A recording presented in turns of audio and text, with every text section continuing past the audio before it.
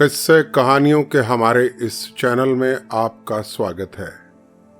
हम आपको सुना रहे हैं बेताल पचीसी की कहानियां। उम्मीद है इसी चैनल पर जो कहानियां हमने पहले पोस्ट की हैं और जिनके लिंक्स नीचे डिस्क्रिप्शन बॉक्स में दिए गए हैं आपको पसंद आई होंगी। इसी कड़ी में आज हम आपके लिए लेकर आए हैं बेताल पचीसी की छठी कहानी, जिसका नाम है पत्नी किसकी हो। कहानी कुछ इस तरह से है। धर्मपुर नाम की एक नगरी थी। उसमें धर्मशील नाम का राजा राज करता था। उसका अंधक नाम का दीवान था। एक दिन दीवान ने कहा, महाराज, एक मंदिर बनवाकर देवी की प्रतिमा को उसमें स्थापित करके पूजा की जाए तो बड़ा पुण्य मिलेगा। राजा ने ऐसा ही किया। एक दिन देवी ने प्रसन्न होकर उससे वर मांगने को कहा। राजा के कोई संतान नहीं थी। उसने देवी से पुत्र मांगा। देवी बोली, अच्छी बात है, तुम्हें बड़ा प्रतापी पुत्र प्राप्त होगा। कुछ दिनों बाद राजा को एक लड़का हुआ। सारे नगर में बड़ी खुशी मनाई गई। अब यह बात पूरे नगर में प्रसिद्ध हो गई कि देवी से जो वरदान श्रद्धा पूर्वक मांगा जाए वो मिल जाता है।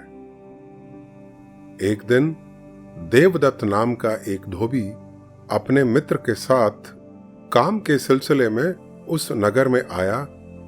वहां उसकी मुलाकात एक और धोबी से हुई। संयोग से उस धोबी की लड़की भी उस वक्त उसके साथ मौजूद थी। वो लड़की बड़ी सुंदर थी। देवदत्त उसे देखते ही उस पर मुग्ध हो गया। अपने घर वापस आकर भी देवदत्त उसी लड़की के बारे में सोचता रहा। कई दिन हो गए, मगर लाख कोशिश के बावजूद वो अपने मन से उस लड़की का ख्याल निकाल नहीं पाया और उसके मोह में पागल सा हो गया। फिर एक दिन वो उस लड़की की चाह में उसी के नगर धर्मपुर में लौट कर आया। इस बार घूमते घूमते उसकी निगाह देवी के मंदिर पर पड़ी।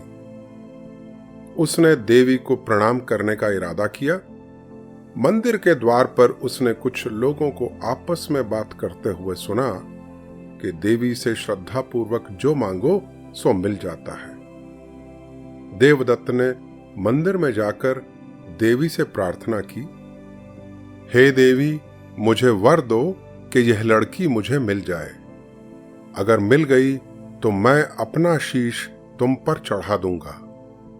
इसके बाद वो हर घड़ी बेचैन रहने लगा। उसके मित्र ने उसकी बेचैनी देखी तो उसके पिता से सारा हाल कह दिया। अपने बेटे की ये हालत देखकर देवदत्त के पिता से ना रहा गया और वो लड़की के पिता के पास देवदत्त का रिश्ता लेकर पहुंच गया। देवदत्त के पिता के अनुरोध पर लड़की का पिता उसका विवाह देवदत्त से करने के लिए राजी हो गया। अब देवदत्त की खुशी का ठिकाना ना था। उसका विवाह उस लड़की से बड़ी धूमधाम से हुआ और वो दोनों आनंद से रहने लगे। विवाह के कुछ दिन बाद लड़की के पिता के यहाँ उत्सव हुआ। उसमें शामिल होने के लिए न्योता आया। मित्र को साथ लेकर देवदत्त और उसकी पत्नी चल दिए। रास्ते में उसी देवी का मंदिर पड़ा तो देवदत्त को देवी से किया अपना वादा याद आ गया। वो जानता था कि उसे वादा पूरा करने के लिए अपने प्राणों की आहुति देनी होगी। फिर भी उसने अपने मित्र और पत्नी को थोड़ी देर रुकने के लिए कहा और स्वयं मंदिर के अंदर जाकर देवी को प्रणाम करके वहीं पास में रखी हुई तलवार उठाकर अपनी गर्दन पर इतनी जोर से मारी कि उसका सिर धड़ से अलग हो गया। कुछ देर हो जाने पर भी जब वो बाहर नहीं आया तो उसका मित्र मंदिर के अंदर गया और देखकर सन्न रह गया कि देवदत्त का सिर धड़ से अलग पड़ा है। उसने सोचा कि यह दुनिया बड़ी बुरी है। कोई यह तो समझेगा नहीं कि इसने अपने आप देवी को शीश चढ़ाया है। सब यही कहेंगे कि इसकी सुंदर स्त्री को हड़पने के लिए मैंने इसकी गर्दन काट दी। इस बदनामी और कलंक से तो मर जाना अच्छा है। यह सोचकर उसने भी तलवार हाथ में लेकर अपनी गर्दन उड़ा दी। उधर बाहर खड़ी खड़ी देवदत्त की पत्नी हैरान हो गई कि दोनों मंदिर के अंदर इतनी देर से क्या कर रहे हैं। यही मालूम करने के लिए वो मंदिर के भीतर गई और वहां दोनों की लाशें बिछी देखकर सकते में आ गई और जोर जोर से रोने लगी। रोते रोते सोचने लगी कि दुनिया उसे ही दोष देगी और कहेगी कि यकीनन यह औरत बुरी होगी, इसलिए दोनों को मार के आई है। इस इल्जाम से तो मर जाना बेहतर है। यह सोचकर उसने भी तलवार उठा ली, मगर जैसे ही गर्दन पर मारनी चाही तो देवी ने प्रकट होकर उसका हाथ पकड़ लिया और कहा, मैं तुझ पर प्रसन्न हूं, जो चाहो सो मांग लो। देवदत्त की पत्नी बोली, हे देवी, इन दोनों को जीवित कर दो।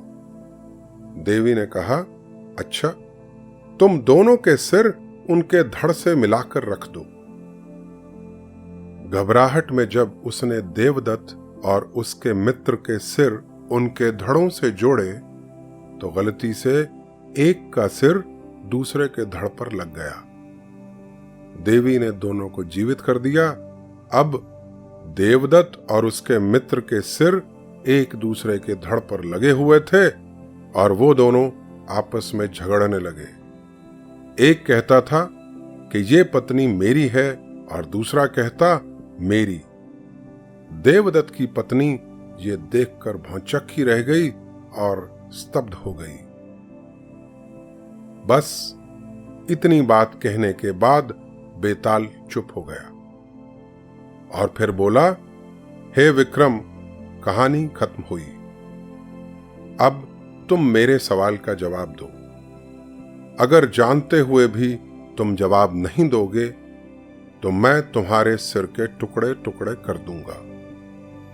और मेरा सवाल यह है कि वो स्त्री उन दोनों में से किसकी पत्नी होनी चाहिए? राजा विक्रम ने एक पल सोचकर कहा, नदियों में गंगा उत्तम है, पर्वतों में सुमेरु, वृक्षों में कल्प वृक्ष और अंगों में सिर।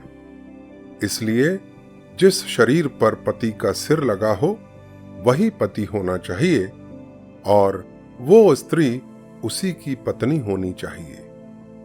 इतना सुनते ही बेताल उड़कर वापस पेड़ पर जा लटका और एक बार फिर विक्रम लौट कर गया और बेताल को पेड़ से उतार अपने कंधे पर लाद कर चल दिया। इस बार भी रास्ते में बेताल ने उसे एक और कहानी सुनाई, जिसे हम आपके लिए लेकर आएंगे अपनी अगली YouTube वीडियो में। तब तक इंतजार कीजिएगा और खुद का व अपनों का ख्याल रखिएगा। नमस्कार।